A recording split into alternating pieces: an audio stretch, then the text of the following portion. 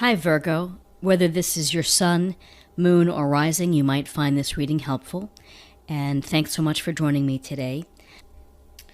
Okay, so in our current position of where you are, Virgo, we have the Fool. And the Fool is about new beginnings and new cycles and wanting to be carefree, perhaps, and just starting off really a new cycle in your life or something new. Could be a relationship, could be your job, could be simply a hobby. So that's what you're thinking right about now. What's coming up in terms of the retrograde, how is that going to affect Virgo, is the Ten of Cups. Oops. And the Ten of Cups is about family and children and happiness and really finding everything in the rainbow. So perhaps during this retrograde, issues regarding family may be present and things that perhaps affect your happiness as a family, but this is showing a lot of joy and the simplicity gained from having a family and to working hard and coming home to your beautiful family or your friends. Now, if you're single, it's perhaps the possibility of building a family, and also I always think of a family of friends as well. So in this position, we have obstacles, challenges, or hidden influences that are going to occur during this retrograde. And with the Knight of Wands, this is an example of energy in action, of movement, of passion. There's so much red in this illustration, and this horse seems quite large, and he's really moving it out. So there's going to be perhaps things are going to move quickly for you, and you might be charging into things. Well, in a retrograde, that's probably an area that you're going to really have to focus on, because it might be in your best interest to take a step back and to not go as fast, not make rash decisions. The Knight of Wands can charge right in without thinking, likes to have adventures, likes to do a lot of fun things. So traveling, he's always up for something, always up to go out and have some fun and to enjoy. So I think that this is going to, it's the issue of wanting to do it all, of that energy coming through with the wands. So hidden influences and your environment and your friends is strength. So you have the fortitude and you have the wisdom to kind of ride you through this period. And Virgo, you are a critical thinker. You are very discriminating, and you're fastidious with how you approach life, and detailed, oriented, and that you create really your own sense of strength to help you rise through and to carry through difficult times. So with the Strength card, know that you have the inner strength, the gentle strength to be able to navigate any kind of strange or unusual occurrences that happen during this retrograde. In terms of advice, we have the Ten of Swords in reverse. And the Ten of Swords, typically in its upright position, is about being at the bottom, being in very much pain, feeling like a victim.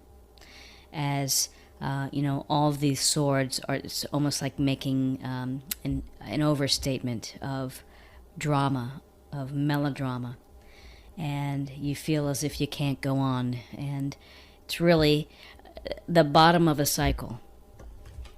In reverse, however, your sense of ruin and your sense of deep emotional pain is lifting, and I think that you're going to see that there is you can get to the horizon, that you can get out of this, and I think that that's the thing to think about, is that even when things are really challenging or difficult in your life and you feel that they can't get any better, if you stay the course and tap into your own inner strength, if you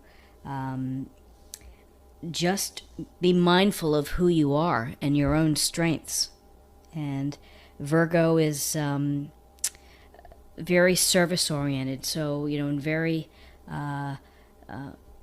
modest. And so I think that this is a sign that during this retrograde that things are getting better for you and improving. And the result is the King of Pentacles in reverse.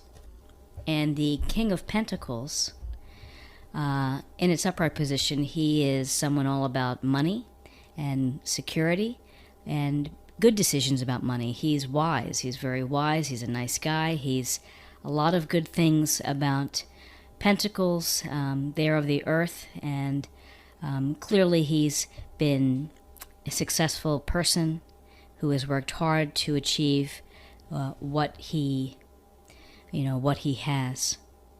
And in reverse, I think the outcome is to be very careful and to don't lose sight of how detailed you are when it comes to your investments or things that are happening in your career, that you need to be and spend extra time thinking about that, because in reverse it could be something unexpected perhaps is coming up, but to be prepared and to, again, not to, as much as the fun, we like to have fun and to get in there, I would say just take a step back and try not to rush too much, rush into situations without your typical approach, which is detailed and thinking.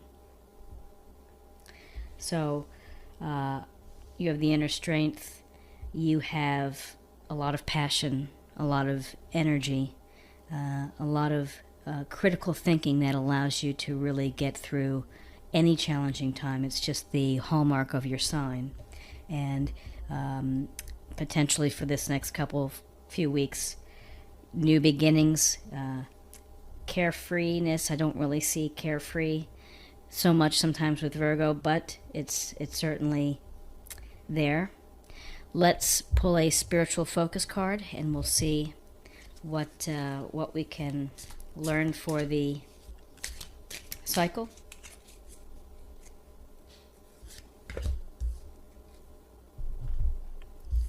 Okay, so this is the Creator.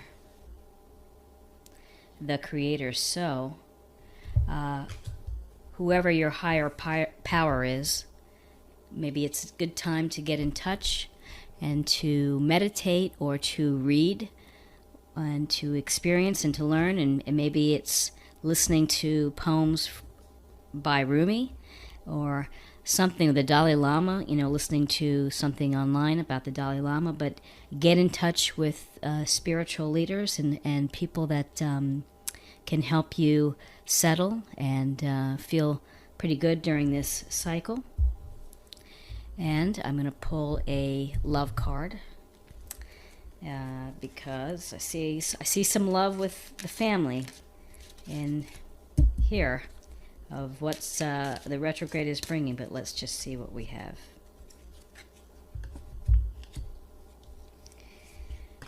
It's safe for you to love.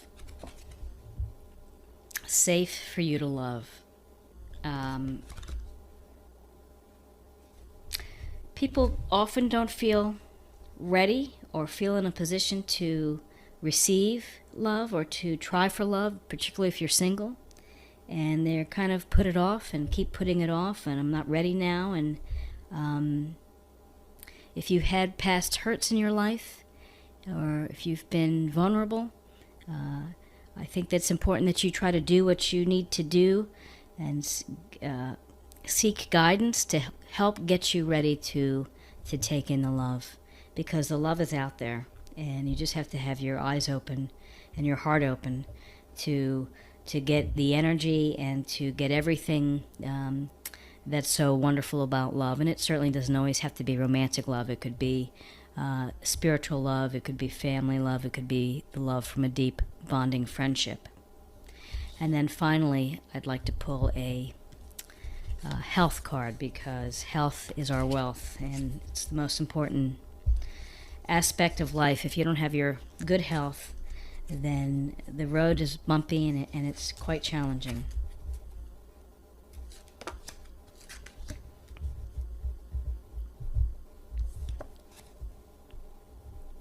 So this is detoxification.